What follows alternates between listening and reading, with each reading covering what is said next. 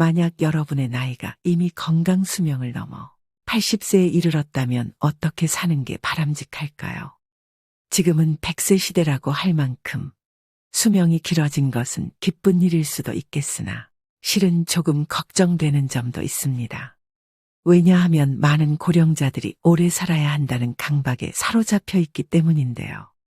여러분은 다음 문항을 보시면 어떤 생각이 드시나요? 사실은 먹고 싶지만 건강에 해롭다니까 참는다. 몸을 움직이기 힘든데 건강을 위해 무리하여 운동한다. 효과를 느끼지 못하면서도 오래 살려는 마음에 계속 약을 먹는다. 전부 맞는 이야기라고 생각되시나요? 나이가 들수록 건강에 해로운 건 피하고 건강에 이로운 것은 꾸준히 실천하는 게 당연하다는 생각이 드는데요. 하지만 건강을 위해 했던 이러한 일들이 80세가 넘은 사람이라면 전부 자제할 필요도 무리할 필요도 없다고 합니다. 그래서 오늘은 우리의 일반적인 상식과는 다른 이야기를 해보려고 합니다. 80세의 벽이라는 책이 있는데요. 저도 50대인데다 부모님 두 분 모두 80대시다 보니 관심이 가더라고요. 그래서 이 책을 읽어보니 지금까지 부모님을 대했던 저희 태도는 순전히 내 관점이었구나 하는 반성을 하게 됐습니다. 또 일반적으로 알고 있었던 상식을 뒤집는 부분들이 많아서 앞으로 노후를 생각해야 되는 우리 50대, 60대 분들에게도 도움이 되겠구나 싶어 이 책을 소개해드립니다. 현재 남성의 평균 수명은 82세, 여성은 88세입니다. 이 평균 수명은 앞으로 점점 더 증가해서 인생 100년, 100세에 가까워질 것입니다.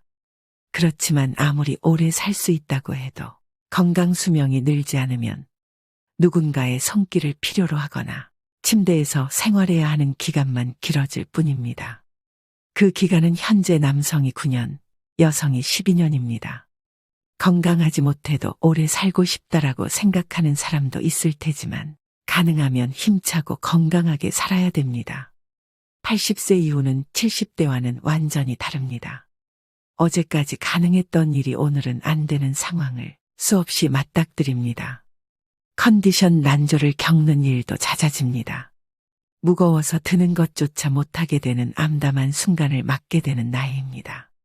또 치매인가 라는 생각에 자신감을 잃는 일도 있을 겁니다. 리모컨을 어디에 뒀는지 기억조차 없는 당황한 상황을 자주 겪기도 하는데요. 배우자나 가까운 사람의 죽음을 경험하면서 하루아침에 고독이나 절망에 사로잡힐지도 모릅니다. 순식간에 생로병사의 거대한 벽이 거친 파도처럼 덮쳐오는 것이죠. 이처럼 80세의 거대한 벽을 제대로 넘지 못하면 노년의 생활은 말 그대로 지옥이 되는 건데요. 반대로 말하면 우리가 이 80세의 벽을 잘 넘게 되면 행복한 20년의 노후를 보낼 수 있다는 얘기이기도 합니다. 여러분은 행복한 노후와 불행한 노후, 어느 쪽을 선택하시겠습니까? 오늘은 이 책을 바탕으로 80세의 벽을 잘 넘는 방법을 6가지로 나눠서 소개해드리겠습니다. 80세의 벽을 넘어서는 방법 첫 번째, 자식보다 배우자가 낫다. 나이 들어 함께 여생을 보내고 싶은 누군가가 생긴다면 재혼도 행복의 선택지 가운데 하나가 될 수 있는데요. 하지만 재산이 있는 부모라면 자녀들이 재혼을 반대하고 재산이 없는 부모라면 자녀들이 축복한다고 합니다. 왜 그럴까요? 재산이 있으면 어차피 상대방의 목적은 재산이니까라며 자신에게 돌아올 유산의 몫이 줄기 때문에 반대하고 반대로 재산이 없으면 좋은 사람을 만나서 참 다행이에요. 외롭지 않고 행복한 노후를 보낼 수 있겠어요라고 한다고 합니다. 하지만 머릿속 한구석에는 부모님의 돌봄을 기대하는 계산도 들어있기 때문이죠. 70대 전반까지는 재혼 이사가 있으면 자녀들을 설득해서 재혼하는 사람도 많지만 이처럼 80대가 되면 자녀들의 반대에 꺾이는 사람이 늘어납니다. 그래서 결국 재혼을 포기하고 외롭게 지내다가 노쇠해져서 돌봄을 받으며 생활하게 되죠. 그렇다고 재혼은 반대라고 했던 자녀가 돌봄을 책임지는 것도 아닙니다. 나이 들어서 병들고 아프면 자식들은 소용없고 결국 배우자밖에 없습니다. 실제로 어떤 연구에 따르면 60대 이상을 대상으로 조사한 결과 배우자와 함께 하는 사람들이 가장 행복감을 느끼고 삶에 더 많은 가치를 부여하며 살고 있다고 하는데요. 그래서 아무리 자식이 효도를 한다고 해도 배우자만 못하다는 겁니다. 내가 외롭고 아플 때 옆에서 지켜주는 사람은 배우자지. 가까이 살아도 쉽게 얼굴도 안 보여주는 자식들이 아니라는 겁니다. 몸이 아파서 급하게 보호자와 동행해서 병원을 방문해야 되는 일이라도 생긴다면 매번 자식들에게 부탁하기도 눈치 보입니다. 또 멀리 살고 있다면 급한 일이 있을 때 큰 힘이 못 됩니다. 미운정 고운정으로 같이 살고 있는 배우자만큼 남은 인생의 소중한 동반자는 없다는 얘기입니다. 그러니 배우자가 살아있을 때 서로에게 최선을 다하며 지내야 합니다. 만약 여러분에게 물려줄 정도의 자산이 있다고 하더라도 추억을 만드는 데 쓰거나 자기 행복을 위해 쓰도록 해야 됩니다. 80세가 넘은 고령자는 지금 당장 병이 들고 움직이지 못하게 된다 해도 전혀 이상할 것이 없습니다. 내일 죽게 될지도 모를 일입니다. 그러니 후회 없는 시간을 보내야 합니다. 물론 자녀를 위해 재산을 남기는 그 자체에서 행복감을 느끼시는 분들도 있으실 겁니다. 하지만 노후의 최고 자산은 추억입니다. 서서히 몸이 약해지고 행동 반경이 좁아지다가 결국 마지막에는 침대에서 보내는 날이 많아집니다.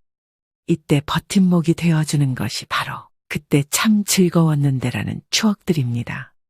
재산을 자녀에게 남기기 위해 자신이 하고 싶은 일을 참는 것만큼은 절대 하지 말아야 합니다. 80세의 벽을 넘어서는 방법 두 번째, 할 수 있는 일은 포기하지 않는다. 이제 80세가 됐으니 무리하지 말아야지 하면서 그동안 해왔던 일들을 그만두시는 분들이 많습니다. 하지만 가지고 있는 능력을 유지하는 것은 80세의 벽을 넘기 위해 꼭 필요한 자세인데요.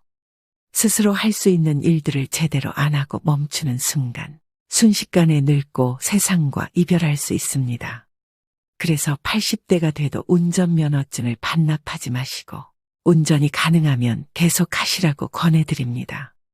고령자는 인지기능이 저하되어 운전하면 위험하다라고 단정짓는 행위는 완벽한 차별이라고 생각되는데요. 20살 대학생이 고급 외제차를 타고 고속도로를 폭주하다가 사망사고를 내면 큰 뉴스거리가 되지 않지만 80의 남성이 경자동차로 아내를 병원에 데리고 가다가 사고를 내면 비난을 받습니다. 실제로는 24세 미만의 운전자가 사고를 내는 비율이 더 높은데도 고령자에게만 위험 딱지를 붙이고 있습니다. 80대가 교통사고를 내면 언론에서는 큰일이라는 식으로 기사를 냅니다. 이러한 사회 분위기와 더불어 나이 들어 운전면허증을 자진 반납하면 지원금을 주는 제도가 있다 보니 면허증을 반납하시는 분들이 많습니다. 하지만 아직 충분히 운전을 할 수 있는데도 허둥지둥 면허를 반납할 필요는 없습니다. 반납해버리고 나면 6년 후에 돌봄을 받게 될 위험이 2.2배나 증가한다고 하는데요. 이처럼 건강을 위해서라도 가능하다면 운전을 계속 하셔야 됩니다. 운전뿐만 아니라 80대에도 배우고 싶은 것이 있다면 적극적으로 배우셔야 하고요. 건강한 노후 생활을 보내는 가장 중요한 방법 중 하나가 노후에도 배움을 지속하는 건데요. 80세가 넘었다고 집에만 계시는 것은 수명을 단축시키는 가장 안 좋은 방법입니다. 마음 맞는 친구를 만나든 취미 생활을 즐기시든 무언가에 흥미를 가지고 몰두하시는 것이 좋습니다. 80세의 벽을 넘어서는 방법 세 번째, 참지도 말고 무리하지도 말자. 80세가 넘어 사망한 사람을 부검하면 대부분 몸에서는 암이, 뇌에서는 알츠하이머 병변이 발견된다고 합니다. 하지만 생전에 이러한 사실을 몰랐던 사람도 적지 않습니다. 나이가 들면 몸에 여러 개의 병의 씨앗을 지니고 살아갈 수밖에 없습니다. 병의 씨앗이 언제 싹을 틔울지는 아무도 알 수 없는데요. 오늘은 건강하다가도 노년에는 당장 내일 환자가 되기도 하고 눈을 뜨지 못할 수도 있습니다. 그렇기 때문에 80세가 넘으면 현실을 그대로 받아들이고 내일 당장 생이 끝난다 해도 후회가 남지 않는 시간을 보내시는 것이 가장 중요한데요. 80 이후 참거나 무리하지 않기는 후회 없는 노후를 만드는 가장 중요한 방법입니다. 저희 어머니는 맵고 짠 자극적인 음식을 좋아하시는데요. 건강을 생각해서 제발 드시지 말라고 잔소리를 많이 하는데 그때마다 먹고 싶은 걸 먹지 못하시니 스트레스를 많이 받으시더라고요. 이렇게 건강을 위한다는 명분으로 나이가 들어서도 먹고 싶은 음식을 참는 사람이 많습니다. 소식하고 달고 짠 음식을 피하고 기름진 음식을 자제하고 비만은 건강을 해친다는 사고가 사람의 상식이 되었는데요. 이런 얘기는 60대까지는 건강을 해치는 원인이 되기도 하지만 80세를 앞두고 있다면 이러한 생각은 일단 접어두셔야 합니다. 고령자는 장기 기능의 저하로 식욕이 증가하는 경우가 있을 수도 있고 먹고 싶다는 욕구는 몸이 필요하다는 것이니 입에 당기는 음식은 마음껏 드셔야 됩니다. 체중 관리한다고 굶거나 식단 관리하지 마세요. 살이 좀 찐 사람이 오히려 더 오래 산다는 통계도 있습니다. 먹고 싶은 음식을 참으며 체중 조절하기는 스스로 수명을 깎는 행위입니다. 채식이 좋다고 매일 풀만 드시지 마시고요. 나이 들수록 단백질 섭취가 가장 중요하기 때문에 고기를 많이 드셔야 합니다. 그럼 여기서 술이나 담배는요? 라는 질문이 되돌아올 수 있는데요. 술도 드시고 싶으시다면 몸에 주는 부담을 생각해서 저녁 반주를 즐기는 정도가 현명합니다.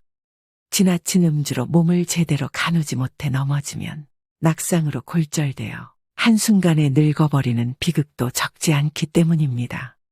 또 의외라고 생각할지 모르지만 담배의 폐해는 나이가 들수록 줄어드는데요. 실제 흡연으로 단명하게 된 사람은 고령이 되기 전에 사망하기 때문입니다.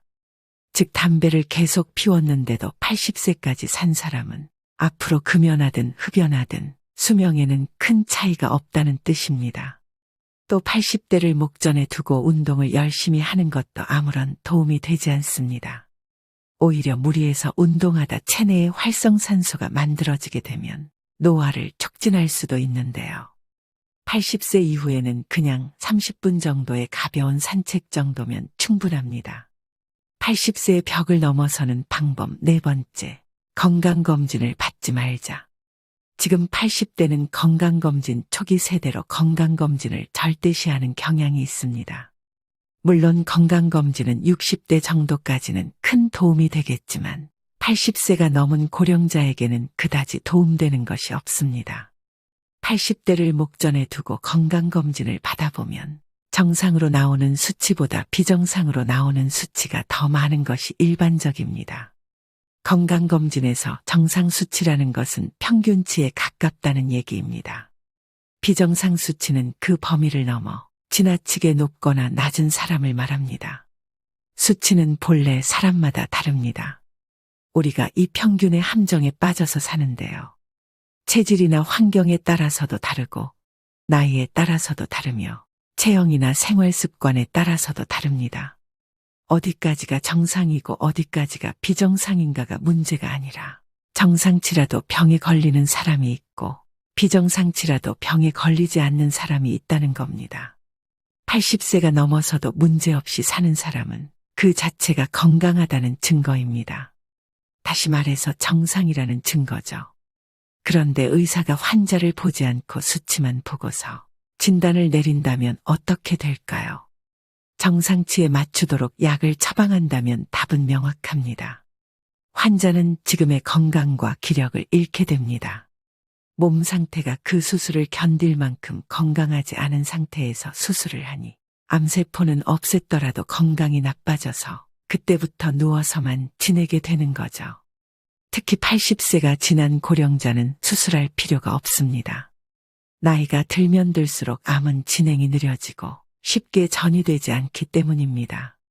그렇기 때문에 허투루 손떼기보다는 지켜보는 편이 낫습니다. 사실 발견하지 못했을 뿐 훨씬 이전부터 암을 지닌 채 살아왔고 앞으로 서서히 진행되겠지만 한순간에 나빠지는 일은 거의 없기 때문입니다. 아시다시피 암 치료는 간단하지 않습니다.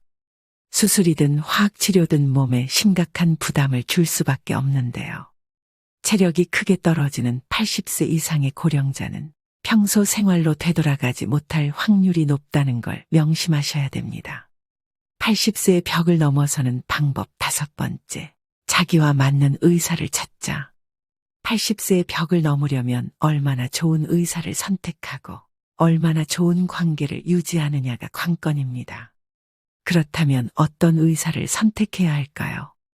좋은 의사를 구별하는 가장 손쉬운 방법은 약에 관해 이야기를 나누어 보는 것입니다.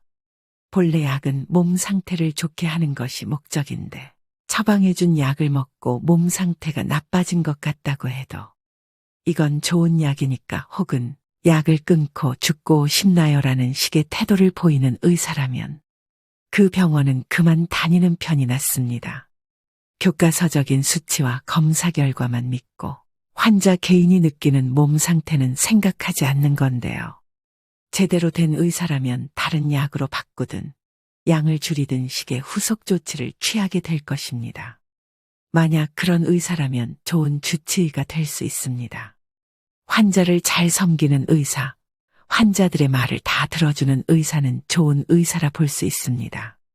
환자가 말할 때 차트나 들여다보고 환자가 묻는 질문에 마지못해 몇 마디 대답해주는 의사는 결코 좋은 의사가 아닙니다. 또 환자의 눈높이에서 환자가 궁금해하는 것을 성의껏 잘 설명해주는 친절한 의사인지도 확인해 보셔야 합니다. 자기 환자를 끝까지 책임지는 의사의 자세가 무엇보다 중요합니다. 투병이 시작되면 의사, 환자, 보호자는 2인 삼각 경기를 하는 것처럼 서로 발을 묶고 완치를 향해 전진하는 관계가 됩니다. 그 중에서도 의사가 나 몰라라 하면 환자와 보호자는 절망하게 되겠죠. 이처럼 80대가 되면 나와 잘 맞는 의사를 찾는 것이 무엇보다 중요합니다. 내가 보내고 싶어하는 노후를 이해하고 거기에 맞는 방향으로 움직여주는 의사를 만나야 하는 거죠. 수술을 원하지 않는데 수술밖에 방법이 없다고 딱 잘라서 이야기하는 것은 의사 같지 않은 의사입니다. 진료 받을 때마다 불편함을 느끼게 하거나 심리적 피로감이 들게 하는 의사라면 궁합이 맞지 않다는 뜻입니다. 나와 맞지 않는 의사에게 진찰받는 것은 말년에 지옥행 버스에 오르는 격이죠. 80세를 맞이하는 고령자에게 병원과 의사는 매우 가까운 존재입니다. 소중한 내 몸을 믿고 맡길 수 있는 의사를 만나는 것은 행운이라고 할 수 있습니다. 그렇기 때문에 조금 더 젊은 50대, 60대부터 이 병원, 저 병원 다니면서 널리 알려진 명의보다 나만의 명의를 찾는 일이 중요합니다. 80세의 벽을 넘어서는 방법 6번째. 약은 최소한으로 먹자. 나이 들수록 여기저기 안 아픈 곳이 없는데요. 그러면 병원 진료도 장기별로 과마다 진료를 받게 됩니다. 여러 과를 돌면서 진료를 받게 되면 문제는 많은 양의 약으로 드러납니다. 예를 들면 검사 결과 혈압이 높다며 순환기내과에서 혈압 강화제를 처방합니다. 거기다 혈당치가 높다는 사실을 알게 되면 내분비내과에서도 약을 주게 되는데요. 각기 다른 전문의에게 약을 처방받았더니 다량의 약을 복용해야 하는 상황이 심심찮게 생깁니다. 또 약의 종류가 많아질수록 중복약을 처방받을 확률도 높습니다. 예를 들어 소화 기능이 떨어지는 경우에는 약의 위장을 보호해주는 위장약이 들어가는데 다른 목적으로 처방된 약들을 함께 복용하게 될 때 위장약이 포함되어 있으면 중복으로 복용하게 되는 셈입니다. 위장약은 위산 분비를 억제해 약을 복용할 때 속쓰림 등을 방지해주지만 과도하게 섭취할 경우에는 장염이나 폐렴 위험이 커집니다. 또 순환기 전문의가 진료를 하고 나서 높은 콜레스테롤 수치를 약으로 낮추면 면역 기능이 저하되고 암이 진행되기 쉬우면서 감기나 독감에도 쉽게 걸립니다. 혈관계 이상으로 죽는 게 아니라 암이 진행되거나 폐렴으로 죽게 될 수 있는 거죠. 이렇게 되면 약이 되는 것이 아니라 독이 될 수도 있다는 사실을 기억하셔야 합니다. 이런 장기별 전문 진료 체계는 60대까지는 효과가 있지만 80대 전후에는 별로 도움이 되지 않습니다. 특히 고령자일수록 많은 약을 함께 쓰면 문제가 됩니다. 물론 꼭 먹어야 하는 약도 있으므로 모든 약을 끊을 수는 없지만 일상생활의 활동 수준을 방해하지 않도록 최소한에 머물러야 합니다. 머리가 아프면 두통약을 먹고 위가 아프면 위장약을 먹으면 됩니다. 필요할 때 필요한 만큼만 먹는 것이 약의 올바른 사용법입니다. 약을 계속 먹어야 오래 산다는 근거는 어디에도 없다는 사실을 기억하셔야 됩니다. 오늘의 영상 어떠셨나요? 80세의 벽은 높고 두꺼우나 벽을 넘는 방법 6가지를 소개해드렸습니다. 종합적으로 강조드리고 싶은 것은 싫은 걸 억지로 참지 말고 좋아하는 일을 하는 것입니다. 아무리 후회해도 지난 날은 돌아오지 않습니다. 내일 일은 아무도 모릅니다. 내일은 내일의 바람이 붑니다. 그것이 인생입니다. 그러므로 자신의 인생을 있는 그대로 받아들이기만 하면 됩니다. 어떤 것이라도 두려워하거나 걱정하지 마세요. 원하는 일을 하고 먹고 싶은 음식을 먹고 만나고 싶은 사람을 만나고 하고 싶은 말을 하면서 살면 됩니다. 이것이 행복한 노후와 불행한 노후를 가르는 기준입니다. 불량 노인이어도 됩니다. 사람 좋은 척하면 건강이 불량해집니다. 여태까지 사람들의 눈치를 살피고 사양하느라 하고 싶은 일을 참으며 살아오셨을 겁니다. 그런데 80세가 넘어 참거나 무리하게 되면 몸과 마음이 지치고 건강이 나빠집니다. 지금까지 애쓰고 고생하며 살아왔으니 앞으로는 원하는 대로 살아보셔야 합니다. 80세가 넘은 고령자라면 그렇게 살아도 됩니다. 인생에는 다양한 의미의 오르막과 내리막이 있지만 오르막에서도 내리막에서도 행복은 생각하기 나름입니다. 행복이란 무엇인가에 대한 답은 사람마다 다르겠지만 최고의 행복은 다름 아닌 즐기는 능력이 아닐까 싶습니다. 즐길 수 있어야 진정한 100세 인생입니다. 80세의 벽을 넘어서 앞으로 20년 하루하루 새로운 도전을 즐기셨으면 좋겠습니다. 오늘도 노후의 지혜와 함께 해주셔서 감사드립니다. 황금빛으로 무르익어가는 여러분의 지혜로운 인생을 언제나 응원합니다.